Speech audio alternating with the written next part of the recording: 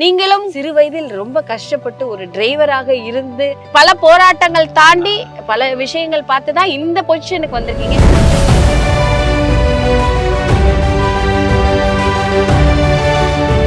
நான் ஒரு சாதாரண ஏழை குடும்பத்தில் பிறந்தேன். எங்கள் அப்பா பூக்கடை வச்சுருந்தாங்க. சின்ன வயசுலேருந்து எங்கள் அப்பாவே கிணத்துலேயே தண்ணி இறைச்சி எங்கள் அப்பாவோட உடம்புல வேர்வை ஊற்றுறதை அப்படியே பார்த்துக்கிட்டே இருப்போம். அந்த எலும்பு எப்படி அசையும் அதெல்லாம் பார்த்து இருந்ததுனால தான் நான் இப்படி உருவானேன். அப்பா எவ்வளவு பிடிக்கும் சார்? ரொம்ப பிடிக்கும். நீங்க நல்லா இருக்கும்போது அப்பா உங்க கூட இருந்தாரா? இருந்தாங்க. நம்மள கேர் பண்ண மாட்டாங்க. அவங்க அப்படி பழைய காலத்தால் அவங்க உழைச்சாதான் சாப்பிடணும்னு நினைப்பாங்க. அப்படிப்பட்ட கேரக்டர். அதனால தான் நான் மாறாத அந்த பழைய பழக்க வழக்கத்தோடு இருக்கேன். கொஞ்சம் கூட மாறக்கூடாது சாவர வரைக்கும். அந்த என்ன பதவி வந்தாலும் எவ்வளோ பணம் வந்தாலும் பழக்க வழக்கத்தை விட்டு மாறக்கூடாது.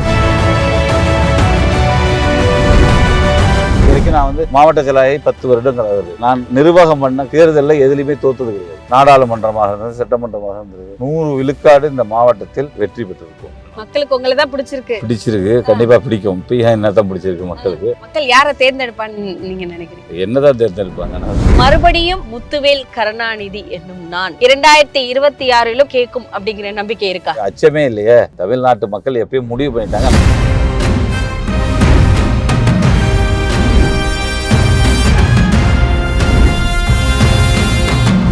உள்ள நுழைஞ்சதுல இருந்து நாங்க ஒரு விஷயம் பார்த்தோங்க. மக்களோட வரவேற்பு அவருக்கு ஏகபோகமா இருக்குன்னு தான் சொல்லணும்.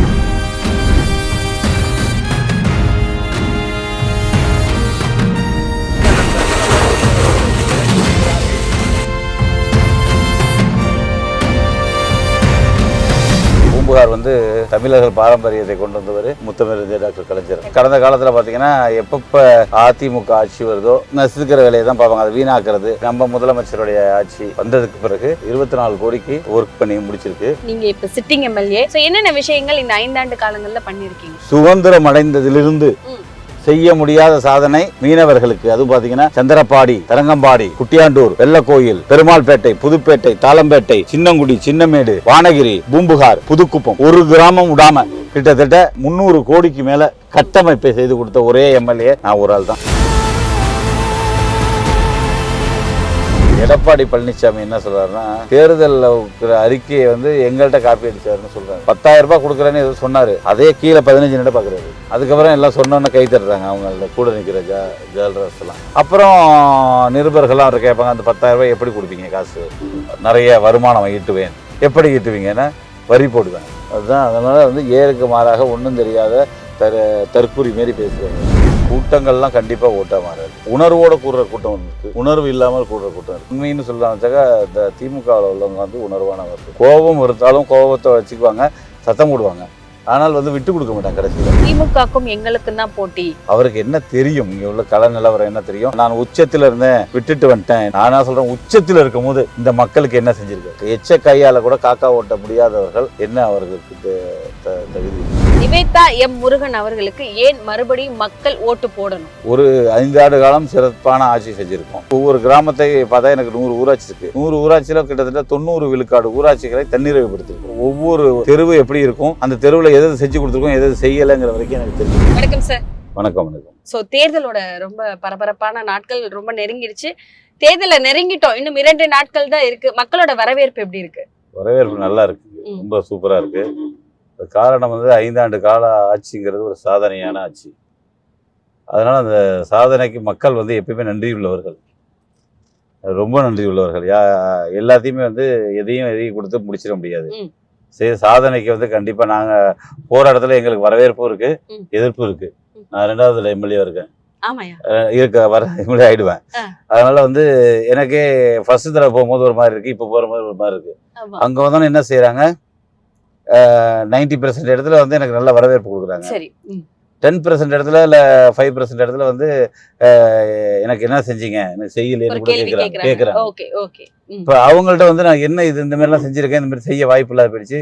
நான் அவங்கள்ட்ட புரிஞ்சுக்க வைக்கும் போது அவங்க பரவாயில்ல, இல்லை இதை செஞ்சுருக்கோம், நீ இன்னைக்கு புதுசாக என்ன கேட்குற கேள்வி எல்லாம் சொல்லி உங்களுக்கு புரிய வச்சோன்னா அவங்க சாட்டிஸ்ஃபைட் ஆயிடுறாங்க. இதெல்லாம் இருக்கதான் செய்யுது. அதனால ஒரு எங்களுக்கு சங்கடம் ஒன்றும் தெரியலையே. இப்ப பூம்புகார் அப்படின்னு சொன்னாலே வரலாற்று சிறப்பு மிக்க கலைஞர் ஐயாவுக்கு ரொம்ப பிடிச்ச ஊருனே சொல்லலாம். பூம்புகார் சிலப்பதிகாரத்துல இடம்பெற்றிருந்தாலும் அதை தூக்கி நிறுத்தி இந்த தமிழர்கள் பாரம்பரியத்தை கொண்டு வந்தவர் முத்தமிழ் டாக்டர் கலைஞர். கண்டிப்பா அதை வந்து பூம்புகாரை உருவாக்குறதுக்கு தினந்தோறும் வந்து அங்கே நைட் அண்ட் டேயா உட்காந்து அந்த பூம்புகாரில் அதை உருவாக்கி இருக்கிற ஒரு வேலையை பார்த்துருக்காங்க அவங்க.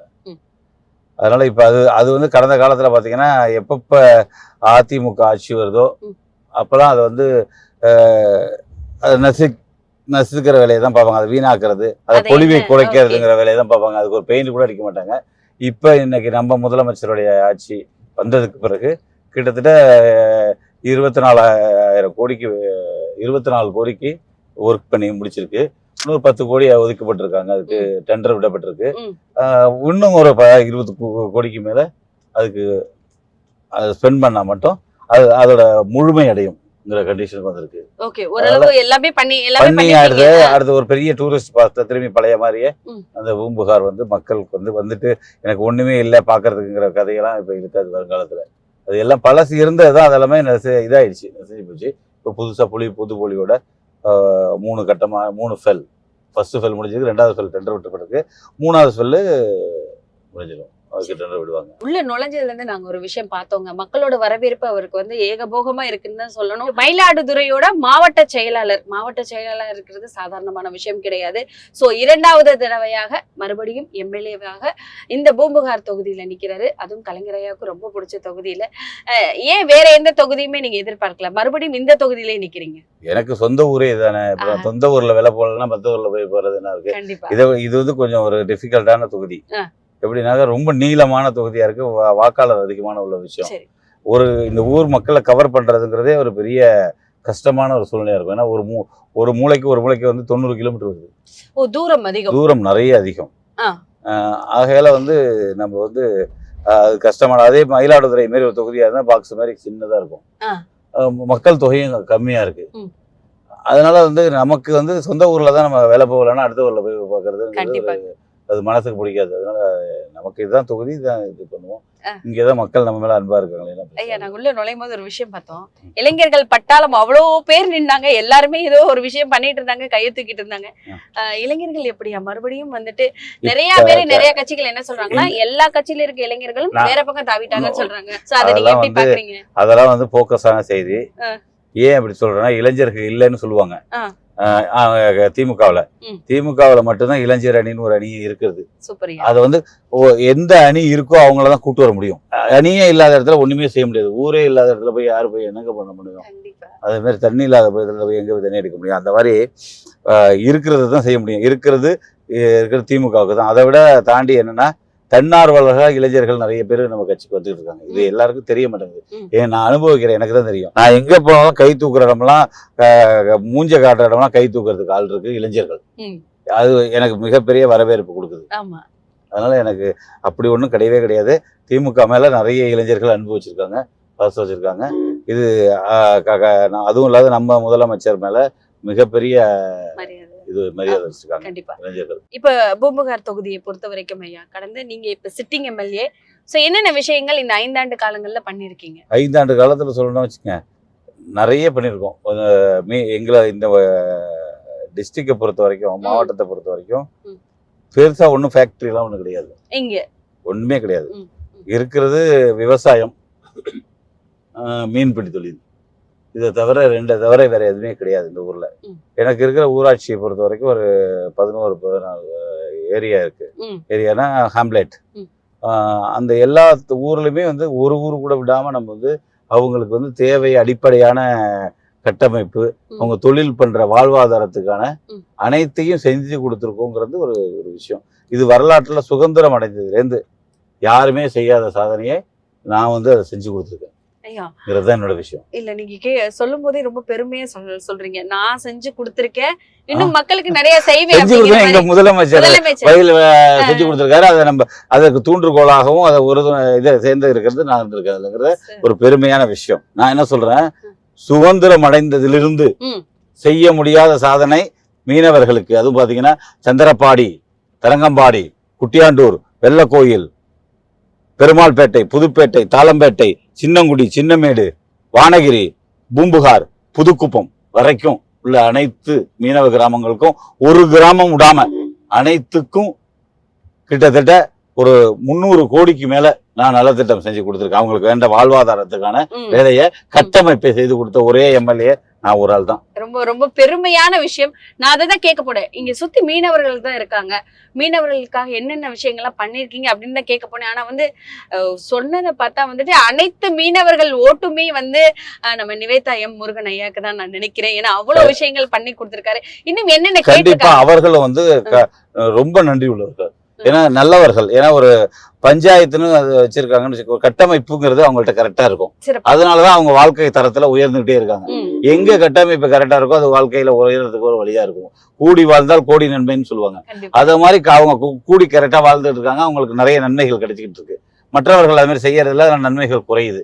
இது ஒரு விஷயம். அந்த மாதிரி அவங்க கூடி இருக்காங்க. அதனால பஞ்சாயத்துன்னு வச்சுக்கிட்டு அவங்க கட்டமைப்பு கரெக்டா இருப்பாங்க. ஊருக்கு ஒரு தேவைக்கானதை ஊருக்கானதை கரெக்டா செய்வாங்க அவங்க. இன்னும் மக்களுக்கு என்னென்ன விஷயங்கள்லாம் பண்ணலாம்? அதாவது பூம்புகார் மக்களுக்கு, மயிலாடுதுறை மக்களுக்கு எல்லாம் என்னென்ன பண்ணலாம்னு ஐடியா வச்சிருக்கீங்க?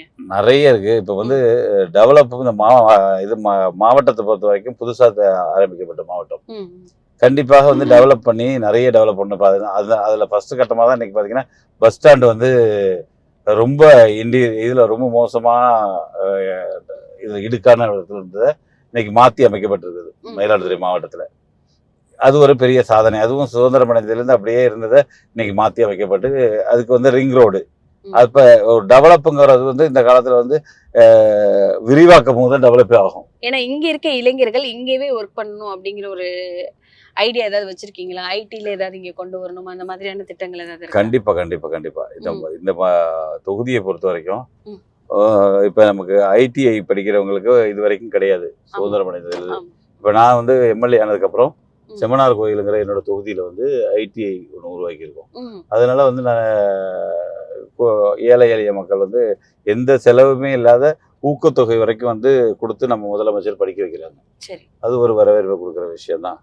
இருந்தாலும் வந்து தொழில் பண்றவங்க நிறைய பேர் இப்ப தொழில் வந்து நிறைய பண்றது கிடையாது. அவங்களுக்கு வந்து மனசு வந்து தொழில் பண்றதுல கிடையாது. அவங்களுக்கு வந்து நல்ல அவேர்னஸ் கொடுத்து தொழில் அதிகமா பண்ணுங்கன்னு சொன்னாதான் வந்து மாநிலத்துக்கும் மாவட்டத்துக்கும் ஒரு வளர்ச்சியான ஒரு இடமா இருக்கும். அது வந்து நிறைய நாங்க வந்து அவேர்னஸ் உருவாக்கணுங்கிறது தான் என்னோட ஒரு கருத்து. ஏன்னா நிறைய பேர் வந்து வேலையே செய்யணுங்கிற எண்ணம் கம்மியா இருக்கு. அப்ப வந்து அவேர்னஸ் நிறைய தேவைப்படுது.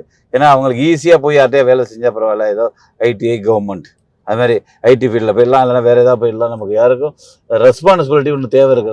கடினமாக உழைக்கணும். அதில் வந்து ரெஸ்பான்சிபிலிட்டி இப்போ வேலை செஞ்சாலும் போனோம் பார்த்தோம் வந்துட்டோம் கழட்டி விட்டுட்டுங்கிற மாதிரி தான் என்ன இருக்கு.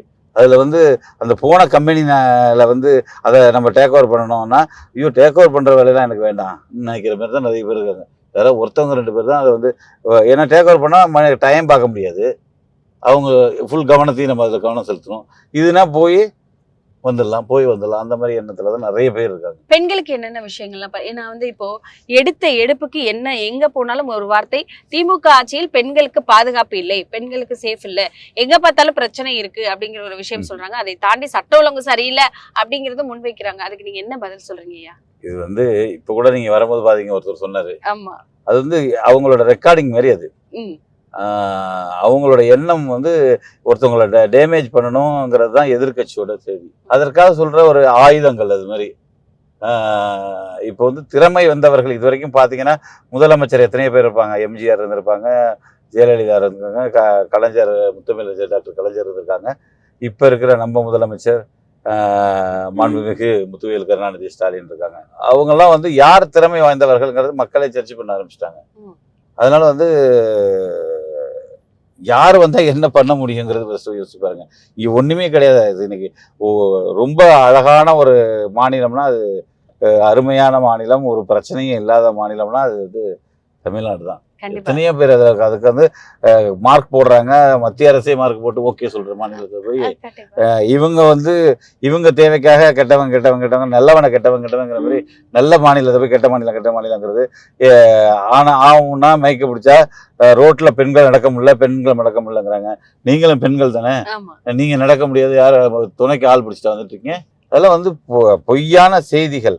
அழகா போயிட்டு இருக்கு, நல்லா போயிட்டு இருக்கு. திறமையான முதலமைச்சர்.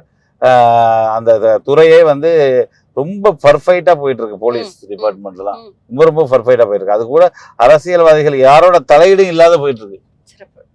இதுதான் இதுல ஒரு பெரிய விஷயம். எங்களை மாரி ஒரு ஆள் கூட போலீஸ் ஸ்டேஷன் கூட போய் யார்ட்டையும் அதட்டி முந்திரி காலத்துல பண்றவங்க ஒண்ணும் பண்ண முடியாது. பண்ண முடியாது. அது மாதிரி முதலமைச்சருக்கு இடமே கொடுக்கல. ஆ. அதுதான் இதுல ஒரு விஷயமே.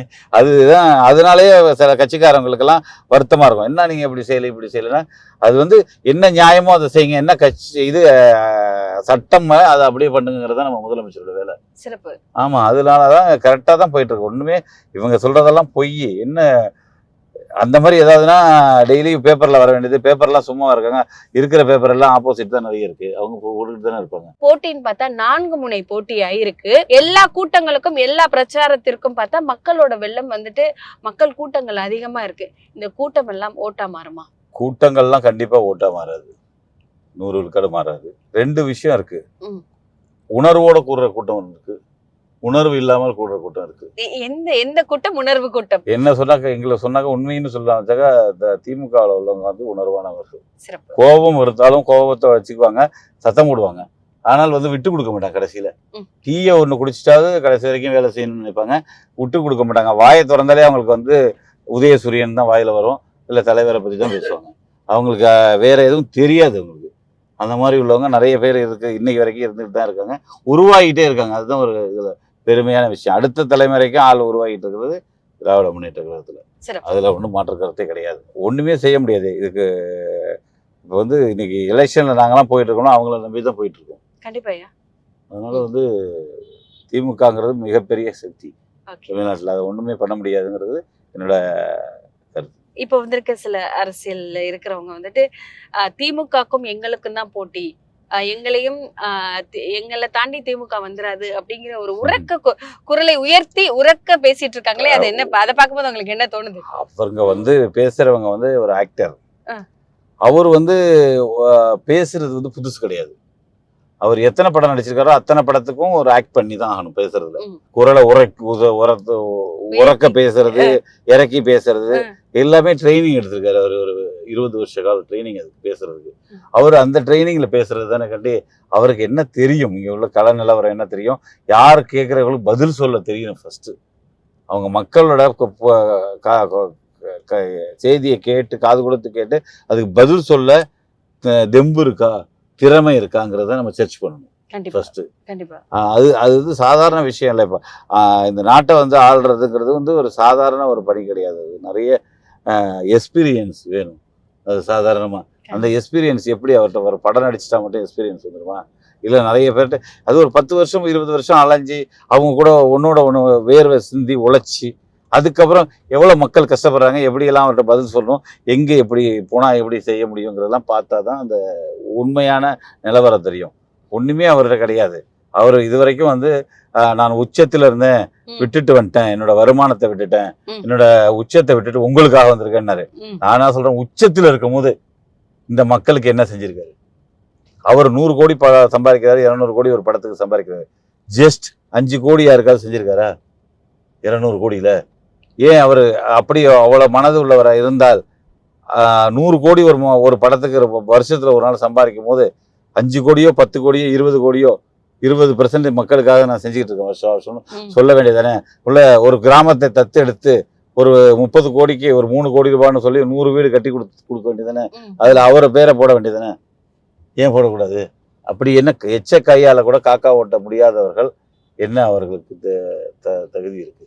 இதுதான் எங்களோட கருத்து. கண்டிப்பா. மக்கள் யாரை தேர்ந்தெடுக்கணும்னு நினைக்கிறீங்க? மறுபடியும் 2020 யாரு கரெக்டா பண்ணுவாங்க, நாட்டை காப்பாத்துவாங்க, நாட்டு பாரம்பரியத்தை காப்பாத்துவாங்க, மக்களுக்கான மக்களுக்கு சரியான செய்தியை கொண்டு போய் சேர்ப்பாங்க, மக்களை கரெக்டா கொண்டு போயிட்டு இருப்பாங்க, தமிழ்நாட்டை காப்பாத்துவாங்களா, அவங்களுக்கு மக்களுக்கு நம்ம சொல்லுவோம். அப்படி பார்த்தா யாரு இன்னைக்கு காப்பாத்துற அளவுல இருக்காங்க? எப்பயுமே ஒரு காரியம் போனாங்க, நான் ஒரு கம்பெனி என்கிட்ட கொடுத்துருக்காங்கன்னா அதை திறன்பட செய்யறவங்க தான் புத்திசாலி. இன்னொருத்தவங்கள்ட்ட எப்பயுமே நானும் ஒரு சாதாரண அரசியல்வாதி, திடீர்னு வந்து குதிச்ச அரசியல்வாதி கிடையாது. நானும் ஒரு மாவட்ட செயலாளர்கிட்ட கூட கீழே ஒர்க் பண்ணி அவங்கள இம்ப்ரெஸ் பண்ணி அதுக்கப்புறம் இந்த மாதிரி பதவிக்கு வர்றதுக்கு தான் வருவாங்க. திடீர்னு கொண்டு போய் யாரும் எங்க தலைமை வந்து சாதாரண தலைமை கிடையாது. எனக்கு வந்து இது வந்து காசு கொடுத்து வாங்குற பதவியும் கிடையாது. உழைப்பு கரெக்டா இருக்கும் போது தான் அந்த பதவியை கொண்டு வந்து ஒருத்தவங்க கொடுப்பாங்க. நான் என்னை பொறுத்த வரைக்கும் நான் குறைவான காலத்துல வந்திருக்கேன். நான் எங்க அப்பா கட்சியில கிடையாது, நான் ஒன்றும் அரசியல் பேக்ரவுண்டே கிடையாது சுத்தமா. ஆமா. நாம நானா விவசாயி தான், எங்க அப்பா அதை பூக்கடை வச்சிருந்தவங்க தான். நான் தானே இதுல வந்திருக்கேன். அப்ப வந்திருக்கும் போது இந்த திறமையான ஒருத்தரை பாக்குற ஜட்ஜ்மெண்ட் பண்ற திறமை உள்ளவங்க தான் எங்க முதலமைச்சர். சரி. கரெக்டா இவங்களுக்கு கொடுத்தா இது சரியா வரும். இப்பயும் எல்லாத்தையும் கரெக்டா ஜட்ஜ் பண்ணி தான் செஞ்சுட்டு இருக்காங்க. ஏன் 2026 பூம்புகார் தொகுதி மக்கள், மயிலாடுதுறை மாவட்ட செயலாளர் நீங்க, நிவேதா எம் முருகன் அவர்களுக்கு ஏன் மறுபடியும் மக்கள் ஓட்டு போடணும்? ஒரு 5 ஆண்டு காலம் சிறப்பான ஆட்சி செஞ்சிருக்கோம். அனைத்தையும் வந்து செஞ்சு கொடுத்துருக்கோம் மக்களுக்கு. இப்போ வந்து ஒவ்வொரு கிராமத்தை பார்த்தா எனக்கு 100 ஊராட்சி இருக்கு. 100 ஊராட்சியில கிட்டத்தட்ட 90 விழுக்காடு ஊராட்சிகளை தன்னிறைவுபடுத்திருக்கும். ரோடானாலும் சரி, எல்லா ஊராட்சியிலுமே 90% எனக்கு ஒரு இன்ச்சு ஒரு ஊராட்சியை பொறுத்த வரைக்கும் எனக்கு வந்து ஒவ்வொரு தெருவு எப்படி இருக்கும், அந்த தெருவுல எது செஞ்சு கொடுத்துருக்கோம், எது செய்யலைங்கிற வரைக்கும் எனக்கு தெரியும். ஞாபகம் இருக்கு, கண்டிப்பா இருக்கு. அதுல எது செய்யலை, இந்த ஊருக்கு போனா என்கிட்ட கேட்பாங்க இதுங்கிற வரைக்கும் எனக்கு தெரிஞ்சுதான் போயிட்டு இருக்கு அந்த ஊருக்கு. அதனால வந்து இப்ப இதை போயிட்டு இருக்கும் இந்த ரோடு, இந்த ரோடுக்கு மட்டும் நான் வந்து இது மரத்தெல்லாம் வெட்டிக்கிட்டு இருக்காங்க. இது அந்த காலத்துல வந்து இந்த ரோடு வளைஞ்சு போயிட்டு இருக்கு. இது வந்து தரங்கம்பாடி ஆடுதுறை ரோடுன்னு பேரு. இந்த ரோடு வந்து கிட்டத்தட்ட 39 கிலோமீட்டர் இருக்கு, 40 கிலோமீட்டர் கிட்டத்தட்ட இருக்கு. இதுக்கு மட்டும் நம்ம வந்து 175 கோடி ஒதுக்கப்பட்டிருக்கு. இந்த ரோட்டை வந்து நம்ம வந்து 5 மீட்டர் ரோட வந்து 7.5 மீட்டர் ரோடாக மாத்திட்டு இருக்கோம். நிறைய பண்ணியிருக்கோம். இந்த தேவையான அனைத்து கட்டமைப்பையும் வந்து இன்ஃப்ராஸ்ட்ரக்சருங்கிறத வந்து மாவட்டம் முழுவதும் உருவாக்கிட்டு இருக்கோம். எப்படி இருக்கு ரோடு பாத்தீங்க? இது வந்து இன்னும் காட்டுறாங்க, சரி பண்ண இடம் பின்னாடியே போயிடுச்சு. அதை இன்னும் சரி பண்ணிக்கிட்டே இருக்காங்க அந்தாண்ட பார்த்தாக்கா. அதனால வந்து இது ஃபுல்லாவே, இந்த ரோடு ஃபுல்லாவே இன்னைக்கு டெண்டர் விடப்பட்டிருக்கு, வேலை நடந்துகிட்டே இருக்கு. ஓகே. சோ இந்த மாதிரி ரோடுகள் நிறைய இடங்கள்ல போடப்பட்டிருக்கா? ஆமா, எல்லாமே எல்லா மயிலாடுதுறை மாவட்டம் முழுவதுமே ஒரு 98 விழுக்காடு முடிஞ்சிருக்கு. முடிஞ்சுக்கிட்டே இருக்கு, போட்டுக்கிட்டு இருக்கோம். ஓகே. அதனால இப்ப செய்த சாதனைங்கிறத வந்து சொல்றதுக்குள்ள தகுதி உள்ள ஒரே ஆட்சி நம்ம திராவிட முன்னேற்ற கழக ஆட்சி தான். வேற எல்லாருமே போய் அதை செய்யறேன் இதை செய்யறாங்க. நான் என்ன சொல்றேன், 10 வருஷம் அதிமுக ஆட்சியில இருந்திருக்கு. 10 வருஷம் நாங்க செஞ்சோம், இவங்களை 5 வருஷத்துல என்ன செஞ்சாங்கன்னு சொல்றதுக்கு கம்பாரிசன்ட்டு அவங்கள்ட்ட செய்தி கிடையாது. இதுதான் வந்து ஒரு உண்மையான விஷயம். அவங்க சொன்னாங்கன்னா நமக்கு சந்தோஷம் தான். அது சொல்றதுக்குள்ள வாய்ப்பே கிடையாது. இப்ப ஓட்டு கேட்கறவங்களும் நான் வந்து என்னது வயசாகி போச்சு, என்ன இதான் லாஸ்ட் தடவை கொஞ்சம் பாருங்க சொல்றாங்க. அதெல்லாம் தகுதின்னு சொல்ல முடியாதுல்ல.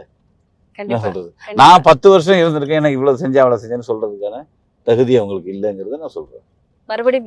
நான் 5 வருஷம் இருந்தாலும் அதை இவ்வளவு செஞ்சிருக்கேன், இதை செஞ்சிருக்கேன், இந்த கிராமத்துக்கு பண்ணிருக்கேன்னா அதை ஆணிதனமா சொல்றதுக்கு என்று நிறைய செய்திருக்கு.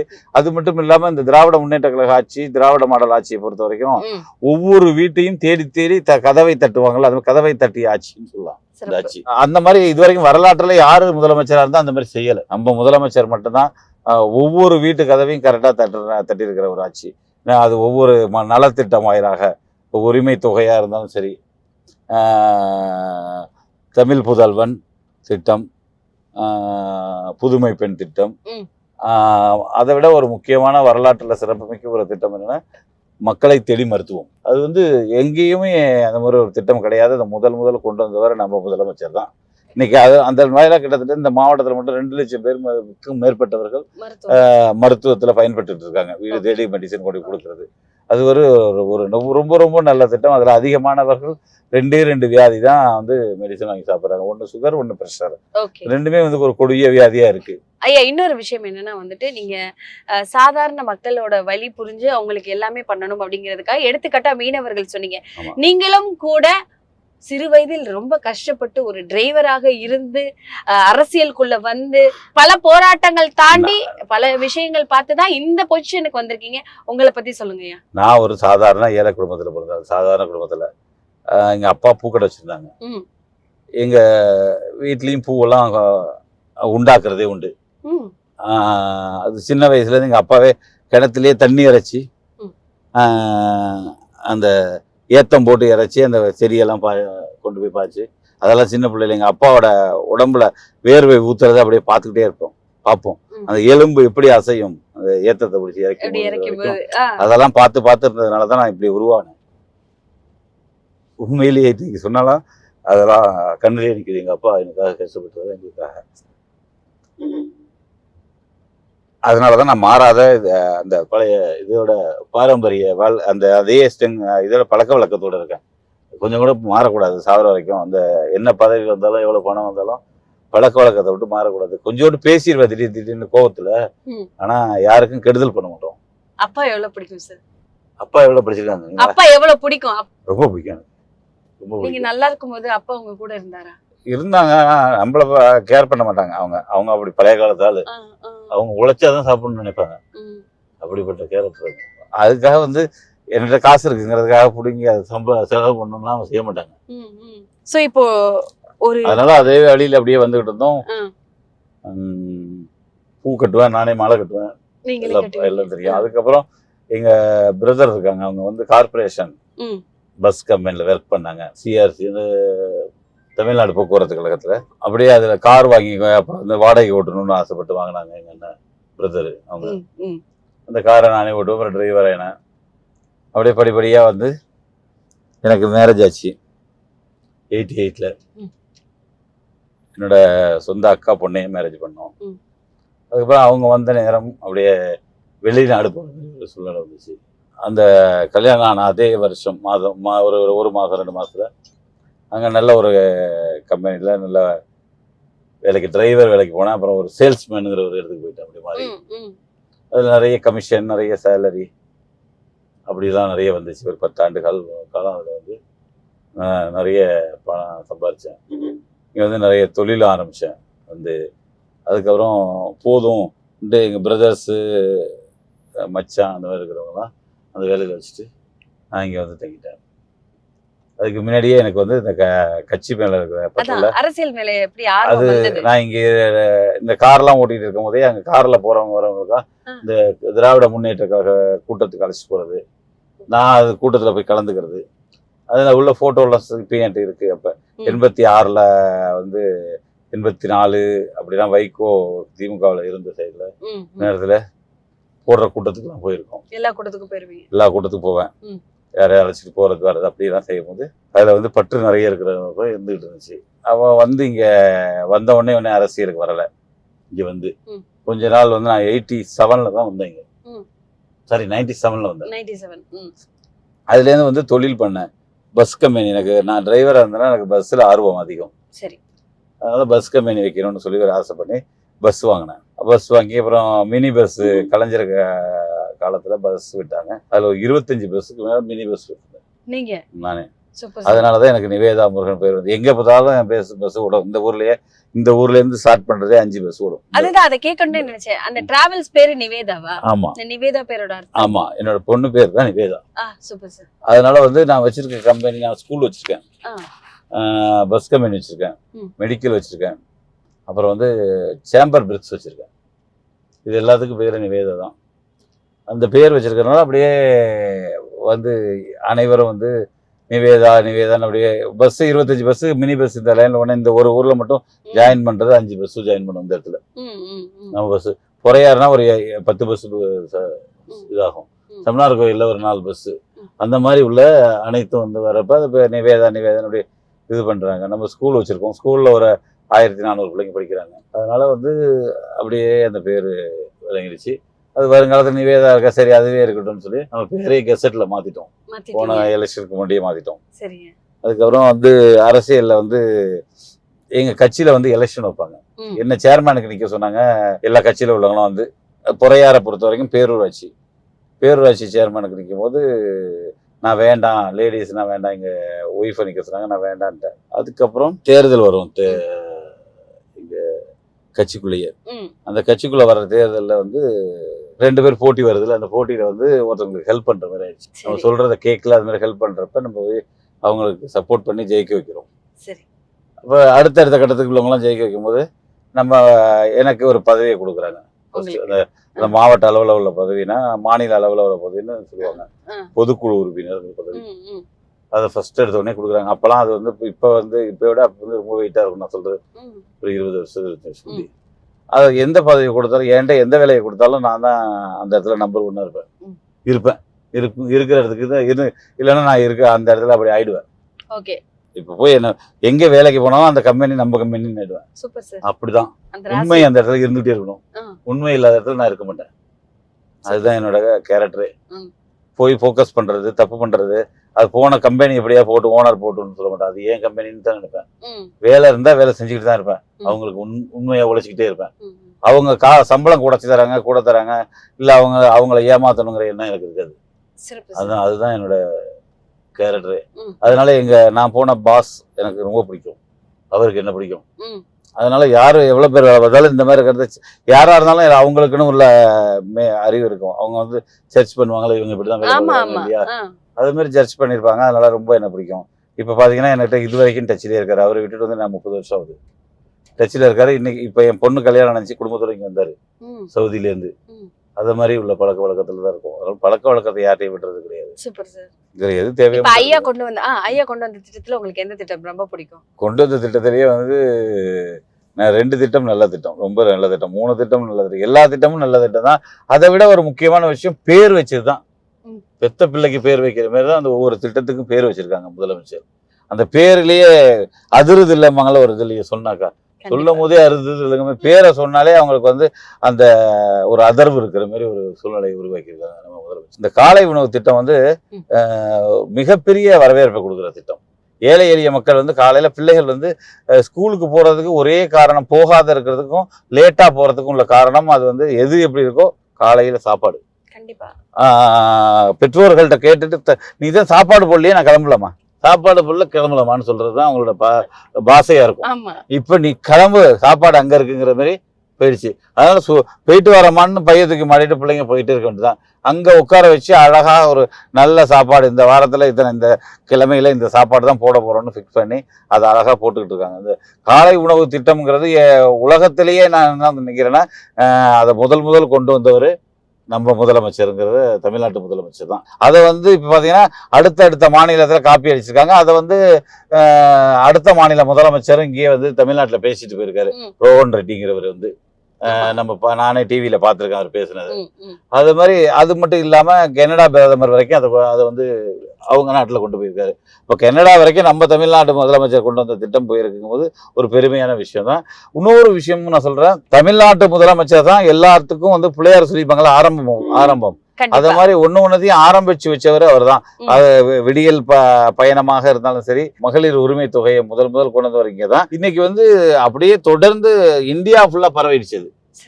அதை வந்து முதல்ல கொண்டு வந்தவர் நம்ம முதலமைச்சர் தான். அது மாதிரி பெருமைக்குரிய அனைத்து திட்டங்களையும் கொண்டு வந்திருக்காங்க. அதை வந்து வேண்டாங்கிறவங்க முதல்ல கொண்டு போய் கொடுத்துக்கிட்டு தான் இருக்காங்க. இன்னைக்கு பார்த்தா எல்லா பிஜேபி அரசு அதெல்லாம் தப்புன்னு சொன்னாங்க. இப்ப அவங்களுக்கு ரைட்டா போயிடுச்சு. அதெல்லாம் கண்டிப்பா அது இருந்தாதான் அவங்களாலே ஆட்சிக்கு வர முடியும்னு முடிவு பண்றாங்க. ஐயா, மறுபடியும் முத்துவேல் கருணாநிதி என்னும் நான் அப்படிங்கிற குரல் 2026 கேட்கும் அப்படிங்கிற நம்பிக்கை இருக்கா? அச்சமே இல்லையே, அதுதான் மக்கள் முடிவு பண்ணி முடிச்சிட்டாங்களே. அது வந்து கண்டிப்பாக அச்சம் இல்லாமல் அவர் தான் முதலமைச்சராக வருவார், வேற வழியே கிடையாது. தமிழ்நாட்டு மக்கள் எப்பயும் முடிவு பண்ணிட்டாங்க. நாங்க போற வழியெல்லாம் எங்களுக்கு தெரியுது இல்லை அதை பத்தி. அதனால கண்டிப்பாக அவர் தான் 2வது முறையாக முதலமைக்கிறார். 7வது முறையாக திராவிட முன்னேற்ற கழக ஆட்சி தான். அதுவும் முதலமைச்சர் இப்ப என்ன சொல்லியிருக்காருன்னா 200 தொகுதிக்கு பிளஸ்ன்னு சொல்லியிருக்காரு. முன்னாடி 40 தொகுதி சொல்லி ஒரு 1.5 வருஷம் பேசினாங்க. மக்கள் மனசுல ஏத்துக்கிட்டாங்க. 40 தொகுதினா அந்த 40 தொகுதியில எந்த தொகுதி போனாலும் முதலமைச்சர் சொன்னது ஃபெயிலியர் ஆயிடுதுங்கிறது அவங்களுக்கு மனசுல இருந்தது. அதே மாதிரி எங்களுக்கு நான் ஒரு மாவட்ட செயலாளர் இருந்தாலும் எனக்கு என்னோட என்ன இஷ்டம் என்ன இருக்கும், எய்ம் என்ன இருக்கும், ஆசை என்ன இருக்கும், என்னோட பூம்புகார் தொகுதி மட்டும் ஜெயிக்கணும்ங்கிறது என்ன கிடையாது. எனக்கு 3 தொகுதியும் ஜெயிக்கணும், இதுதான் என்னோட எண்ணமா இருக்கும். 24 இப்பதான் அந்த மயிலாடுதுறை எம்எல்ஏ வச்சு இவ்வளவு நாள் பேசிட்டு அவங்கள அனுப்பி விடுறோம். இப்ப நைட்டு நான் போய் பேசுறேன் தினந்தோறும். எனக்கு ஒரு நாளைக்கு போய் மயிலாடுதுறையோ சீர்காழியோ பேசுறோம். என்ன செய்யணுங்கிற திட்டமிடுறோம். எங்களுக்கு வேண்டியது 3 தொகுதியும் கொண்டு போய் வெற்றி பெற்று கொண்டு போய் சேரணும். இது வரைக்கும் நான் வந்து மாவட்ட செயலாளரை 10 வருடங்கள் ஆகுது. 10 வருஷத்தில் நான் நின்னதுன்னா நான் எலெக்ஷன் நின்னதுக்கு மட்டும் கிடையாது. நான் கண்டஸ்ட் பண்ண, நான் நிர்வாகம் பண்ண எலெக்ஷன்ல தேர்தலில் எதுலையுமே தோத்தது கிடையாது. சிறப்பு சார். எதுலையுமே தோத்தது கிடையாது. உள்ளாட்சியாக இருந்தாலும் சரி, நகரப்புற உள்ளாட்சியாக இருந்தாலும் சரி, நாடாளுமன்றமாக இருந்தது, சட்டமன்றமாக இருந்தது, 100 விழுக்காடு இந்த மாவட்டத்தில் வெற்றி பெற்றிருக்கும். திமுகவை பொறுத்த வரைக்கும் பெண்களோட வரவேற்பு எப்படி இருக்கு? பெண்களோட வரவேற்புன்னு சொல்லும் போது ஃபுல்லா அனைவரும் மனசுல வந்து முதலமைச்சரை தான் நினைச்சிட்டு இருக்காங்க. எடப்பாடி பழனிசாமி என்ன சொல்றாருன்னா, தேர்தல் அறிக்கையை வந்து எங்கள்கிட்ட காப்பி அடிச்சாருன்னு சொல்றாரு. அவருக்கு ஒண்ணுமே தெரியாது.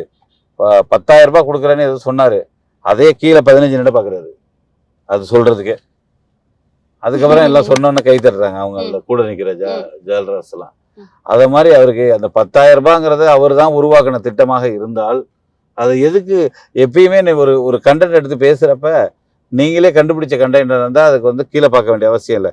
கண்டென்ட்டோட ஞாபகம் இருந்தால் போதும். கண்டிப்பா பாக்கியெல்லாம் நம்ம உருவாக்குனது வந்து நம்ம பிள்ளைய உருவாக்கிட்டு நம்ம வந்து எங்க பிள்ளைய காணும் தேட முடியாதுல்ல. அந்த மாதிரிதான் அவரோட செய்தி. அதனால அவர்கிட்ட ஒண்ணும் கிடையாது. எதை எழுதி கொடுக்கறத படிக்கிறாரு. அந்த படிக்கிற அந்த ஒரு 10,000 ரூபாய் கொடுக்கறதுக்கு அதை கீழேயும் மேலேயும் பார்த்தாரு. நீங்களே வந்து அந்த விசுவல் இருந்தா பாத்துக்குங்க பாட்டு. புரியுதா இல்லையா? அந்த மாதிரி அவரு சொல்றாரு. அந்த 10,000 ரூபாய் சொல்றதுக்கே அதுக்கு பின்னாடி நிக்கிறவங்க எல்லாருமே முன்னாள் அமைச்சர்ஸ் எல்லாம் கை தட்டுறாங்க. அவர் அறிவிச்சிட்டாருன்னு சொல்ற மாதிரி. அப்புறம் நிருபர்கள்லாம் அவர் கேட்பாங்க, அந்த 10,000 ரூபாய் எப்படி கொடுப்பீங்க காசு கேட்கும் போது, நான் காசை வந்து இது பண்ணுவேன், நிறைய வருமானம் ஈட்டுவேன். எப்படி ஈட்டுவீங்கன்னா வரி போடுவேன், அதுக்கு வந்து குழு அமைப்பேன், இது நிபுணர்களை வச்சு எப்படி போடுறது பார்ப்பீங்க. நீங்க திமுக அரசு தான் நிறைய வரி போட்டாங்கன்னு சொல்றீங்க, அப்புறம் திருப்பியும் நீங்க வரி போடுறீங்களே கேட்குறாங்க. அப்புறம் நான் வல்லுநர் பண்றது, வல்லுநர் வச்சாலும் வரி தானே போட்டாகணும். அதுதான். அதனால வந்து ஏருக்கு மாறாக ஒன்றும் தெரியாத தற்கூரி மாரி பேசுறாரு. அவருக்கு ஒன்றும் தெரியாதுங்கிறது எங்களுக்கு சட்டமன்றத்திலே தெரியும். ஏன்னா ஒரே ஒரு காரியத்தை வச்சுக்கிட்டு நாள் கணக்காக பேசிக்கிட்டு இருப்பார் அவர். வேற அவர்கிட்ட அடுத்த செய்திக்கு வாங்கினாலும் வர தெரியாது. இருக்கிற பேப்பர்ல உள்ளது தானே எடுத்து புரட்டி ஆகணும். இதுதான் உண்மையான ஒரு விஷயம். பெண்களை பொறுத்த வரைக்கும் திட்டங்களை வந்து நல்ல திட்டங்களாக அறிவித்த முதலமைச்சர். பெண்கள் கலைஞர் இருக்கும் போதே பார்த்தீங்கன்னா வந்து பெண்களுக்கான திட்டங்களை கொண்டு வந்தவர் முதல்ல இந்தியாவிலேயே சுய உதவி குழு கொண்டு வந்தவர் கலைஞர் அவர்கள் தான். அடுத்தது இப்போ பார்த்தீங்கன்னா நம்ம முதலமைச்சர் அது தொடர்ந்து பெண்களுக்கு விடியல் பயணம், மகளிர் உரிமை தொகை, அந்த மாதிரி பல திட்டங்களை கொண்டு வந்ததுனால பெண்களுக்கு வந்து சமுதாயத்தில் நல்ல ஒரு மரியாதை கிடைச்சதுனால அதை உண்டாக்குனவர் நம்ம முதலமைச்சருங்கிறதுல அவங்களுக்கு ஒரு பெரிய ஆசை. அதனால கட்சி பாராமல் அனைவருமே அவர் மேல அனுபவிச்சிருக்காங்க. சிறப்பு. அதுல வந்து எந்த மாற்று கருத்துமே கிடையாது. எதிர்கட்சி வேட்பாளருக்கும் திமுக வேட்பாளருக்கும் என்ன வித்தியாசங்கள் இருக்கு? வித்தியாசம் போது அவர் 5 தடவை, இதோட 5வது தடவை எலெக்ஷன் நிற்கிறாரு. சரி. ஃபர்ஸ்ட் எலெக்ஷன்ல திமுக கூட்டணியில பாட்டாளி மக்கள் கட்சி நிச்சு அதுல குறைவான ஓட்டுல அவர் தோத்துருக்காரு. அதுக்கப்புறம் 2 தடவையும், ஒரு தடவை திருப்பியும் பாட்டாளி மக்கள் கட்சி நிச்சு ஜெயிச்சாரு. முஸ்லீம் லீக் அடுத்த நடந்துச்சு, அதுலயும் ஜெயிச்சாரு. 4வது தடவை நிற்கும் போது என் கூட நினைச்சு அதுல நிறைய விஷயத்தால அவர் வந்து நான் வெற்றி பெற்றது. அவர் எவ்வளவு பண்ணாரு, நம்ம வெற்றி பெற்றோம்.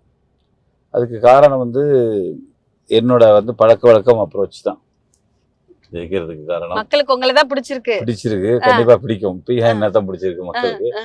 நான் வந்து ஆர்டினரியா பழகுவேன். அவங்க எல்லாம் வந்து மனிதர்கள் வந்து டைப்ல பழக மாட்டாங்க. அதுதான் வந்து அவங்களுக்கு நமக்கு வித்தியாசம். அதனால நிறைய மக்களுக்கு நம்ம செஞ்சிருக்கோம். அவங்களாம் மக்களை பார்த்து கடாமடான்னு சத்தம் போட்டுருவாங்க. அவங்க பழக்க வழக்கமே அப்படிதான் இருக்கும், தடாமுடான்னு. நம்ம வந்து அப்படிலாம் பழக மாட்டோம். ஆர்டினரியா பழகி மக்களுக்கு என்ன தேவையோ அவங்க எந்த நேரமும் ஒரே மாதிரி பழகுவோம். அதனால வந்து அதுதான் எங்களோட பலம். மக்கள் யாரை தேர்ந்தெடுப்பான்னு நீங்க நினைக்கிறீங்க? என்னதான் தேர்ந்தெடுப்பாங்க, நான் வெற்றி பெறுவேன், அதுல ஒன்றும் மாற்றுக்கிறது கிடையாது. ஏன்னா எங்களுக்கு சாதனைங்கிறத சொல்லிக்கிட்டே இருப்போம், அவங்களால சாதனை சொல்ல முடியாது. நிறைய பண்ணியிருக்கோம் மக்களுக்கு. அதுக்கான பலன் தான் இப்போ நாங்கள் கேட்குறது.